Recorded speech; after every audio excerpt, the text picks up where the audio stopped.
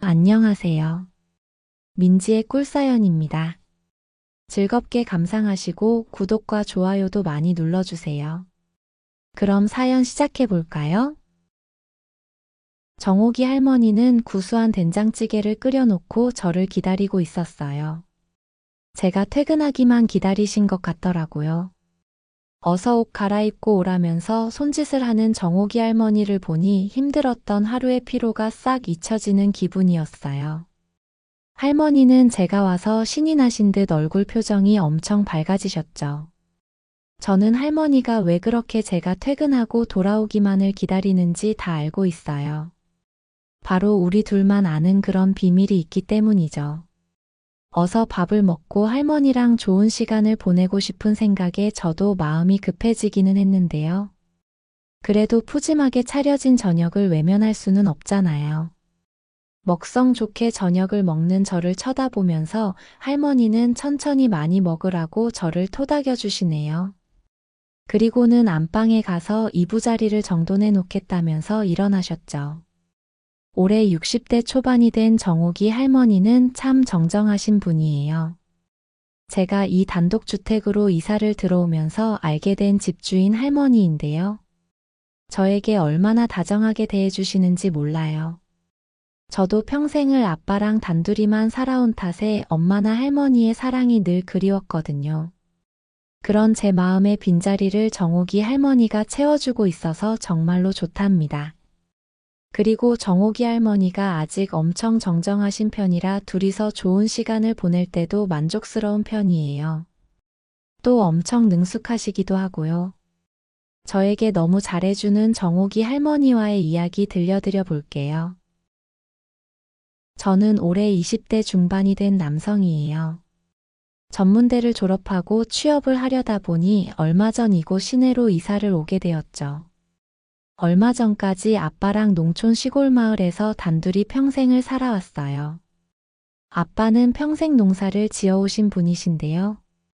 저에게 참 다정한 아빠이긴 한데 제가 성인이 될 때까지는 엄마 이야기를 들려주시지 않았어요. 철이 들기 전에는 왜 나는 다른 친구들은 다 있는 엄마가 없는 거냐고 물어보기도 했었죠. 그럴 때마다 아빠는 슬며시 말을 돌리거나 나중에 이야기를 해주겠다면서 자리를 피해버리곤 했어요. 어린 마음에 서럽기도 했고 엄마가 돌아가신 건지 살아계시기는 한 건지 궁금해서 잠이 안 오는 날도 많았는데요. 제가 전문대 합격 소식을 전하던 어느 날인가 아빠가 드디어 엄마 이야기를 저에게 들려주셨죠. 성인이 되면 이야기를 해줘야지 했다면서 아빠는 조심스럽게 이야기를 들려주기 시작하셨어요. 평생을 농사꾼으로 살아온 아빠는 농촌 마을에서 지내다 보니 여자를 만날 기회가 없었다고 해요. 할머니, 할아버지도 일찍 돌아가셔서 거의 고아처럼 자라온 탓에 집안 형편이 넉넉하지도 않았고요. 그러니 시집 오겠다는 여자가 없었던 거죠. 홍기가 가득 찬 걸 알고는 동네 분들이 여자를 소개해 주기도 하셨다는데요. 몇 번 선을 보러 나가보기는 했는데 매번 잘 안 됐었나 봐요.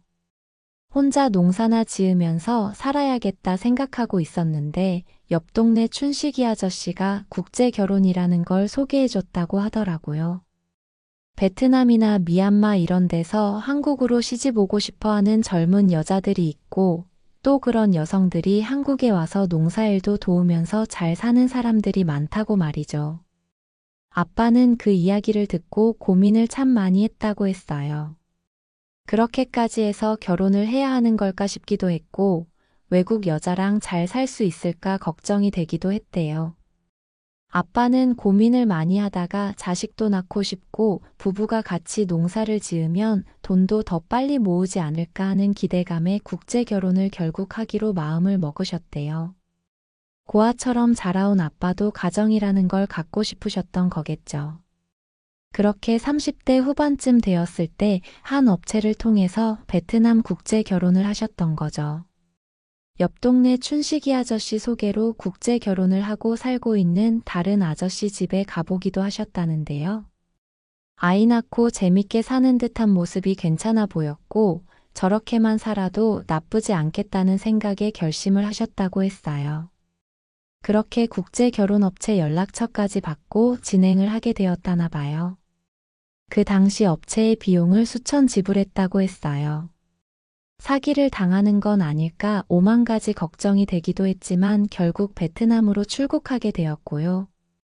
베트남에 도착해서도 한참 차를 타고 들어가야 하는 시골 마을에 가서야 몇 명의 여자들을 만나볼 수가 있었대요. 그 중에 한 사람이 아빠 눈에 들어왔고 그 사람에게 마음이 갔었다고 했어요.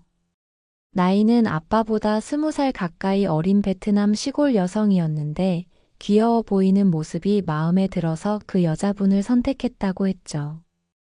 그렇게 번갯불에 콩을 구워 먹듯이 매칭이 되었고 결혼까지도 순식간에 진행이 되었다고 했어요. 그리고 몇 달이 지나서 그 여성분이 한국에 들어오게 되었고요. 처음에 그 여자분은 농사일도 잘 도와주고 집안일도 잘 해줘다고 하더라고요. 그러다가 얼마 지나지 않아서 아이를 임신하게 되었는데 그 아이가 바로 저였던 거죠.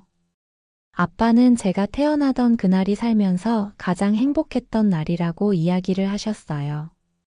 그렇게 행복한 날들만 이어졌으면 참 좋았을 텐데요. 엄마는 저를 낳고는 조금씩 사람이 변하더니 외출하는 날도 많아졌고 어느 날은 외박을 하기도 했대요. 결국 아빠랑 엄마는 싸움이 잦아지게 되었고 어느 날 농사일을 다녀와 보니 저를 버려두고는 도망을 갔다고 하더라고요. 처음에는 찾아보려고 백방으로 노력을 했는데 소용이 없었대요. 베트남으로 돌아갔다는 소문도 있었고 베트남 남자랑 바람이 나서 한국에서 숨어 지낸다는 이야기도 들려왔다고 했죠. 농사일을 내팽개치고 엄마만 찾아다닐 수도 없었고 또 어린 제가 있었으니 아빠는 별다른 수가 없었다고 했어요. 그때부터 아빠는 엄마 찾는 걸 포기하고 저를 혼자 키워오신 거죠. 그 사실을 처음 듣게 되었을 때는 충격이 이루 말할 수가 없었어요. 내가 혼혈이었다는 사실을 그때 처음 알게 된 건데요. 그때의 심정은 어떻게 말로 설명할 수가 없네요. 혼란스럽기도 했고 나를 버리고 간 그 엄마라는 여성이 원망스럽기도 했죠. 평생을 엄마라는 존재를 그리워하면서 살았는데 아빠가 엄마 이야기를 못해준 이유가 이해가 가더라고요. 아빠는 안방 서랍을 뒤적거리시더니 사진을 하나 꺼내서 엄마 얼굴이라도 한번 보겠냐고 저에게 사진을 내밀기도 했는데요. 차마 그 사진을 볼 용기가 나지를 않더라고요. 저는 두 손을 뻗어서 사진을 쥔 아빠의 손을 가리고는 이야기를 했어요. 날 버리고 간 사람 사진은 봐서 뭐 하겠냐고요. 평생을 엄마 없이 살았으니 아빠만 있으면 된다고 어렵게 입을 떼었죠. 아빠는 미안하다면서 제 등을 토닥이셨는데요. 혼란스러운 마음이 들면서도 아빠는 안쓰럽다는 생각이 들더라고요. 그 사실을 저에게 평생 숨기고 사신 아빠도 힘들었을 거라는 생각을 하니 제 마음이 그랬어요. 아무튼 그 일을 계기로 저는 아빠를 더 이해하게 되었어요. 농사 지으면서 혼자 저를 키우느라 힘드셨을 텐데 이렇게 잘 키워서 대학생까지 되게 해주셨잖아요. 엄마가 없다는 것 그리고 그 엄마가 베트남 사람이라는 사실은 저에게 더 이상 중요하지 않게 느껴졌어요. 그리고 그날 이후로 달라진 건 아무것도 없었죠. 저는 대학 생활을 열심히 했고 주말이면 고향집에 내려가서 아빠의 농사일을 돕기도 했어요. 그렇게 시간이 흘러서 저는 대학을 졸업하고 군대도 다녀오게 되었고요. 그 무렵에 진로를 놓고 엄청 고민을 많이 하게 되었어요. 솔직히 저는 대학을 졸업하기는 했지만 아빠를 도와서 농사를 지을 생각도 있었거든요. 취업을 한다고 해서 돈을 많이 버는 것도 아닐 테고 타지에서 생활하려면 생활비도 들어가잖아요. 그래서 아빠에게 그런 제 생각을 말씀을 드리기도 했는데요. 저만큼은 농사일을 안 했으면 한다면서 저를 극구 말리시더라고요. 죽이 되든 밥이 되든 도시로 나가서 정착을 하라고 하셨어요. 평생 농사만 지으신 그 생활을 저에게 물려주고 싶지는 않으셨나 봐요. 그렇게 저는 아빠 뜻을 따라서 직장을 알아보기 시작했고요. 고향집에서 그닥 멀지 않은 시내에 취업을 하게 되었죠. 대기업의 하청으로 딸려있는 회사였는데요. 월급이 많지는 않았지만 제 전공을 살려서 일할 수 있는 회사였고 무엇보다도 오래 일하는 사람들이 많은 것 같더라고요. 저만 열심히 하면 평생 직장처럼 다닐 수 있겠다는 점이 가장 마음에 들었어요. 그리고 평일에 지낼 곳을 구하려고 하는데 어느 날 저녁인가 아빠가 저를 부르시더니 통장을 하나 쓱 내미시는 거예요. 그 통장에 3천만 원인가가 들어있었어요. 작은 원룸 전세라도 구하는데 보태라면서 통장을 건네주시는데 마음이 너무 감사하고 짠했어요. 저는 당연히 보증금이 싼 싸구려 월세방을 구할 생각이었는데요. 그래서 아빠한테 방을 구하는 문제에 대해서 이야기를 한 일이 없었는데 완전 깜짝 놀랬잖아요. 아무튼 덕분에 집을 구하는 문제도 은근 신경이 쓰였는데 잘 해결이 되어버렸죠. 시내에 3천 정도면 구할 만한 괜찮은 방이 많아 보였어요. 몇 군데 방을 둘러보고는 회사에서 20분 정도 거리에 있는 단독주택 전세를 계약하게 되었죠. 그 집은 오래전에 지어져서 겉에서 보기엔 구식이기는 했는데요. 1층에 주인 할머니가 혼자 살고 있다고 했고요. 저는 2층으로 새를 들어가게 되었는데요. 제가 이 집을 선택한 이유가 있었어요. 집을 보러 갔을 때 만난 주인집 할머니가 너무 인상이 좋으셨거든요. 바로 정옥이 할머니였죠. 60대 초반인 정옥이 할머니는 아들, 딸, 자녀들을 모두 결혼시키고 혼자 그 집에 살고 계신다고 했어요. 20년 전쯤 남편이 병으로 먼저 세상을 떠났다고 했고요. 방을 보러 처음에 갔을 때 집안에는 누가 쓰던 짐이 그대로 남아있는 듯 했어요. 침대도 있었고 이부자리나 옷도 몇 벌 벽에 걸려 있었죠. 저는 지금 살고 있는 사람이 있는 건지 물어봤는데요. 얼마 전까지 딸이 잠시 내려와서 지냈다고 하시더라고요. 30대 중반이라는 할머니 딸은 이혼을 하고 잠시 할머니 집에서 머물다가 돌아갔다고 했어요. 인상도 좋고 다정해 보이던 할머니는 이혼했다는 딸 이야기에는 민망한 듯 표정이 어두워지기도 했죠. 아마 딸이 할머니에게는 아픈 손가락이었나 봐요. 정옥이 할머니는 분위기를 전환하려는 듯 다른 이야기를 꺼내셨어요. 요즘 젊은 사람들하고 다르게 인사도 잘하고 싹싹한 제가 마음에 든다면서 제가 꼭 이사를 왔으면 좋겠다고 하셨죠. 할머니가 그렇게 다정하게 대해주시니 저도 기분이 좋더라고요. 평생을 엄마도 할머니도 없이 살아온 저에게는 정옥이 할머니가 참 친근하게 느껴졌다고나 할까요? 저는 결국 그 집을 계약하게 되었고 그렇게 출근하기 며칠 전에 할머니 집 2층으로 이사를 들어가게 되었어요. 2층으로 올라가는 계단이 외부에 따로 있기는 했는데요. 정옥이 할머니가 늘 마당에 의자를 놓고 나와 계시곤 해서 자주 마주치곤 했어요. 할머니는 저를 볼 때면 엄청 반갑게 다가와서 아는 체를 하시곤 했죠. 저는 출근할 때는 바빠서 서둘러서 회사로 나가곤 했지만 퇴근하고 돌아와서는 할머니 말상대도 해드리곤 했어요. 할머니랑 그날 있었던 일도 이야기하고 시시콜콜한 이야기도 나누곤 했는데요. 그럴 때면 엄마나 할머니가 있었다면 이렇게 대화를 나누고 있지 않았을까 하는 생각이 들면서 참 좋았거든요. 그러다 보니 언젠가부터 할머니는 제가 퇴근하기만 손꼽아 기다리시는 듯 하기도 했죠. 할머니는 저랑 이야기하는 걸 엄청 좋아하셨어요. 본인 이야기를 제가 재밌게 들어주는 게 좋으셨는지 언젠가부터는 퇴근하고 오면 저녁도 같이 먹자고 제 밥까지 차려주시기도 했어요. 저는 저녁 밥값을 드려야 하는 거 아니냐고 했는데요. 할머니는 제 팔을 살짝 때리시면서 막내 아들 같기도 하고 손주 같기도 한데 그런 섭섭한 소리 하지 말라면서 손사래를 치시기도 했죠. 그렇게 저에게 잘해주시는 할머니이다 보니 저도 더 할머니에게 다정하게 대하게 되더라고요. 종종 퇴근하고 오면서 할머니가 좋아하시는 과일을 사서 돌아오기도 했죠. 할머니는 어느 날은 사진첩을 꺼내와서는 사진을 보여주면서 옛날 이야기를 해주기도 하셨는데요. 할머니 이야기를 듣고 있으면 무슨 라디오에서 옛날 사연을 듣는 기분이 들면서 재밌더라고요.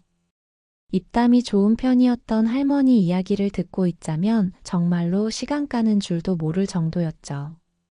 저는 이야기를 더 해달라면서 할머니를 재촉하기도 했어요. 그리고 그렇게 정옥이 할머니랑 가까워지면서 저는 가정사에 대한 이야기도 털어놓게 되었어요. 엄마가 베트남 사람인데 그 사실을 20살이 되었을 무렵 아빠에게 듣게 되었다는 이야기도 했고요. 그리고 엄마라는 사람이 저를 버리고 떠나버려서 엄마 얼굴을 본 적이 없다는 이야기도 허심탄회하게 다 털어놓게 되었죠. 그 이야기를 듣고 할머니는 제가 딱한 듯 제 등을 토닥이시면서 위로해 주시기도 했어요.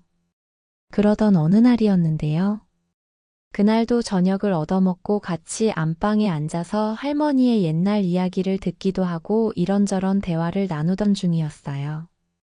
할머니는 40대 초반에 남편을 보내고 나서 애들을 혼자 키우느라 힘들었던 이야기를 해주시던 중이었죠.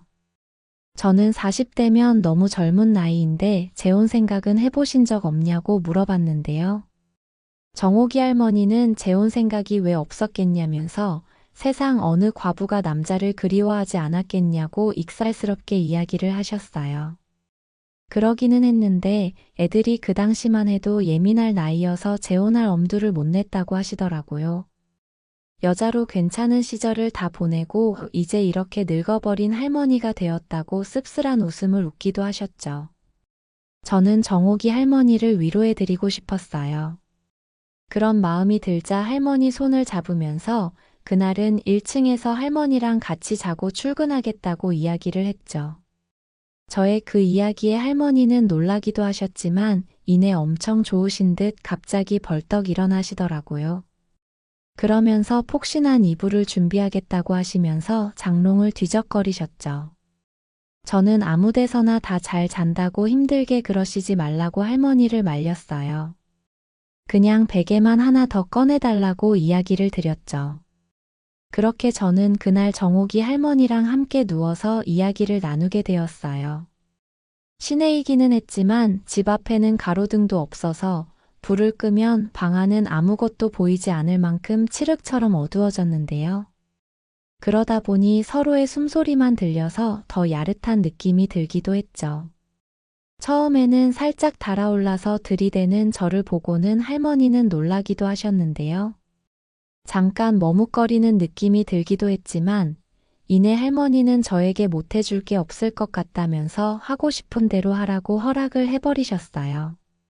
그렇게 결국 저는 정옥이 할머니와 좋은 시간을 보내게 되었어요. 서툴기만 한 저에게 할머니는 이것저것 알려주면서 천천히 이끌어주셨죠. 정옥이 할머니는 이런 호강이 얼마만인지 모르겠다면서 깊은 탄식을 내뱉기도 하셨어요. 저도 능숙하게 저를 다루는 할머니의 리드에 이끌려서 가버리고 말았고요. 다음날 아침에 눈을 뜨니 할머니는 이미 먼저 일어나서 아침을 차리고 계시더라고요. 언제 그렇게 단정하게 꾸미신 건지 새색시처럼 화장도 가볍게 하셨고요. 일어난 직후라 머리도 다 헝클어져서 흉한 모습이었을 텐데도 할머니는 저를 예쁘다고 하시면서 얼른 아침 먹으라고 상을 차려서 가져다 주시기도 했죠. 그 아침상이 여자가 차려준 첫 아침이기도 했네요. 저에겐 할머니도 엄마도 없었으니까요. 또 정옥이 할머니 저녁은 자주 얻어먹었지만 아침은 처음이기도 했고요. 어제 할머니랑 그런 일이 있었던 게 살짝 믿기지 않기도 했고 민망한 생각이 들기도 했는데요. 정옥이 할머니는 제가 민망해하는 걸 눈치챘는지 남자는 능력만 있으면 여자 나이 상관없이 서방 대접을 받을 자격이 있는 거라면서 제가 아침 먹는 걸 옆에서 챙겨주시기도 했어요. 할머니가 그렇게 이야기를 해주시니 어색함이 조금 사라지는 기분이었죠. 저는 할머니에게 장난스럽게 물어보기도 했어요. 제가 서방 대접을 받을 만큼 잘한 거 맞냐고요. 할머니는 평생을 살면서 가장 황홀하고 만족스러운 밤이었다면서 얼굴을 살짝 붉히기도 하셨죠. 그렇게 그날은 든든하게 아침까지 얻어먹고 출근을 하게 되었네요. 간혹 욕구가 생기면 주로 혼자 해결하곤 했었는데 확실히 여자랑 좋은 시간을 보내고 나니 너무 산뜻한 기분이 들었다고나 할까요? 남들은 손가락질하고 욕을 할지도 모를 일이지만 그 상대가 정옥이 할머니여서 더 기분이 좋았던 것 같았어요. 회사에서 일을 하면서도 연신 싱글벙글 거리는 저에게 과장님이 무슨 좋은 일 생겼냐면서 묻기도 했는데요. 그냥 어제 좋은 꿈을 꿨다고 둘러대고 말았네요. 그리고 그날 이후로 저는 1층 정옥이 할머니네서 보내는 시간이 더 길어지게 되었어요. 할머니는 제가 먹고 싶은 걸 물어보시고는 기억해 두었다가 해주시기도 하셨죠. 특히 할머니가 해주시는 된장찌개는 제가 세상에서 가장 좋아하는 음식이 되었어요. 입맛이 없다가도 할머니표 된장찌개만 있으면 밥 2공기는 뚝딱이랍니다. 저도 주말에 가끔 아빠 집에 가면 이것저것 농사지은 것들을 챙겨서 할머니에게 가져다 드리기도 했는데요. 할머니는 제가 그런 걸 가져다 드리면 엄청나게 좋은 선물이라도 받은 것처럼 기뻐하곤 하셨죠. 그리고 얼마 전에는 할머니를 모시고 소풍 겸 나들이를 다녀오기도 했어요. 원래 주말에는 집에 내려가서 아빠 농사일을 도와드리곤 했는데요. 한참 바쁜 농사철이 아니기도 했고 또 할머니랑 좋은 곳에 바람을 쏘이러 가고 싶은 마음이 가득했거든요. 할머니도 저도 차가 없다 보니 우리는 버스를 타고 다녀와야 했지만 그런 여행도 참 즐겁더라고요. 정옥이 할머니는 이렇게 바람을 쏘이러 나온 게 얼마만인지 모르겠다면서 얼마나 좋아하셨는지 몰라요. 자식들 키워놔도 본인들 살기 바쁘다고 나들이 한번 같이 가주질 않는데 제가 이렇게 코에 바람도 넣어주고 하니 너무 고맙다고 하셨죠. 그런데 그 말을 들으니 저도 아빠 생각이 떠올라서 뜨끔하기도 했네요. 아빠가 농사일이 안 바쁜 계절이 오면 아빠를 모시고 여행을 한번 다녀올까 봐요. 정옥이 할머니를 만나고 가족의 소중함도 깨닫게 되는 것 같네요. 엄마 같기도 하고 할머니 같기도 하고 때로는 애인 같기도 한 정옥이 할머니가 저는 정말로 너무 좋답니다. 정옥이 할머니는 이제 아빠만큼이나 저에게 소중한 사람이니까요.